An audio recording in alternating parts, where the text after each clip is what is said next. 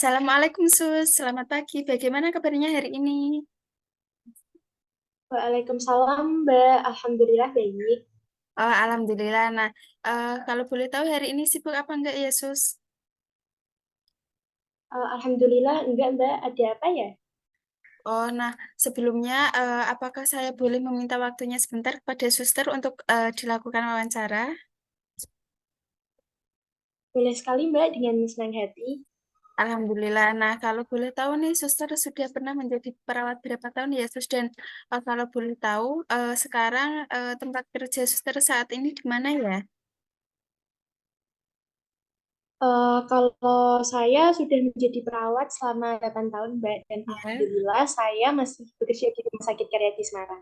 Ya, kemudian apakah di rumah sakit tersebut banyak yang menderita stroke, Mbak? Sus, kalau banyak, apakah mereka rawat inap atau rawat jalan ya, Sus? Kalau di sini sih lumayan banyak ya, Mbak, Ya. karena mereka sering mengabaikan tekanan darah tinggi, sehingga menimbulkan komplikasi stroke. Dan untuk rawat jalan atau rawat inapnya sih, kebanyakan rawat inap dulu. Kalau udah membaik dan dapat merawat sendiri, Mm-mm. baru mereka rawat jalan, Mbak. Oh, begitu ya, Gitu. Sus. Nah, kemudian Ya. pengalaman suster selama ini saat menjadi perawat dalam menangani pasien stroke bagaimana ya, Sus, kalau boleh tahu?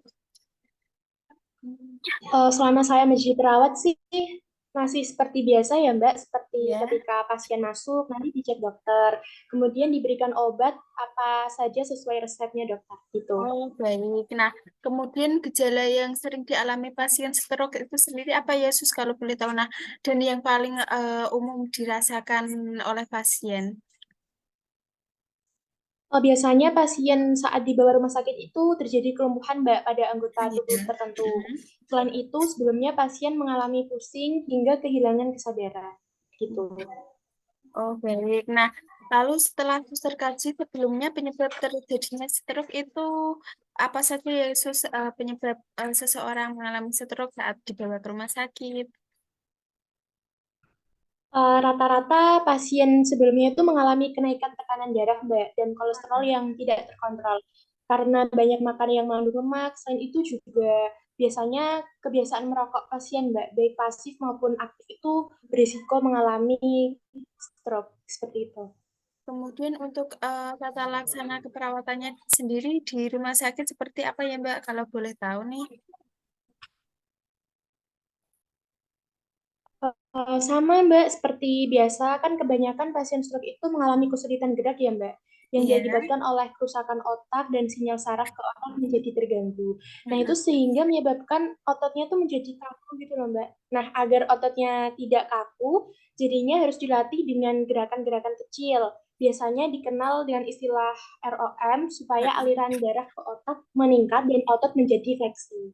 Gitu Mbak. Malah kemudian untuk frekuensi terapi ROM itu sendiri dilakukan berapa kali ya Sus?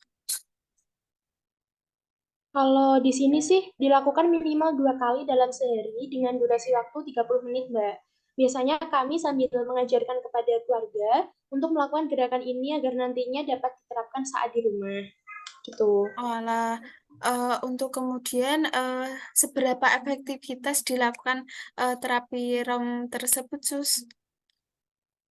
Alhamdulillah ya Mbak, dengan dilakukan gerakan ini tuh pasien lebih mudah bergerak bebas, Mm-mm. meskipun butuh waktu bertahap. Dan perlu juga diimbangi dengan minum obat secara teratur Mbak. Namun kan tiap orang mempunyai efek berbeda ya Mbak, karena kondisi tiap Ya. orang kan juga berbeda. Misal Mm-mm. orang A itu dilakukan terapi ini, baru 1 hari itu udah ada perubahan. Namun pada orang yang satunya lagi sudah dilakukan beberapa hari, itu efeknya hanya kecil. Biasanya karena mereka itu tidak diimbangi dengan perilaku hidup yang sehat, Mbak. Oh, alah. Gitu.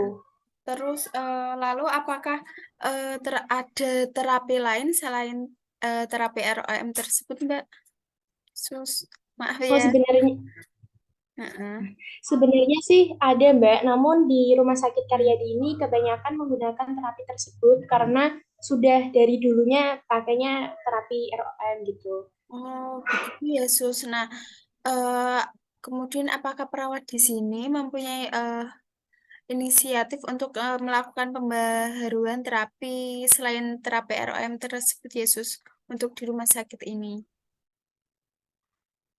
Sebenarnya sih ada ya Mbak, dan Hmm. kebetulan saya juga sering mencari referensi di jurnal mengenai terapi non farmakologi pasien stroke itu sendiri. Namun karena kelebihan dan kekurangan mengenai beberapa terapi tersebut. Heeh. Kemudian kami kan juga sibuk kerja ya Mbak, jadi belum Ya. sempat mencari itu.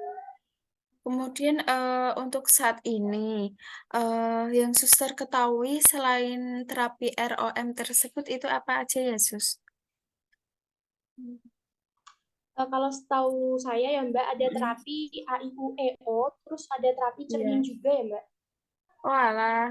Terus untuk terapi tersebut apakah sudah diterapkan di rumah sakit Karya di Semarang tersebut ya, Mbak?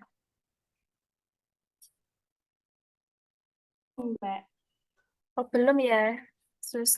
Nah, kan ini saya Belum. melakukan wawancara untuk melakukan penelitian. Nah, nanti setelah saya baca-baca jurnal mengenai beberapa terapi tersebut dan menerapkan terapi mana yang paling efektif, nanti suster bisa mulai menerapkan di rumah sakit Karyadi tersebut. Nah, dan setahu saya itu ada terapi tali menaling suster agar si pasien tersebut tidak merasa bosan dan bisa melatih fleksibilitas otot pasien.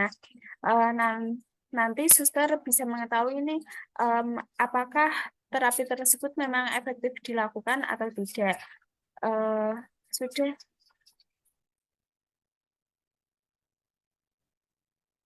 Oh, baik Mbak, terima kasih ya atas sarannya. ya. Nah, terima kasih juga Yesus sudah mau dilakukan wawancara dan saya izin pamit dulu.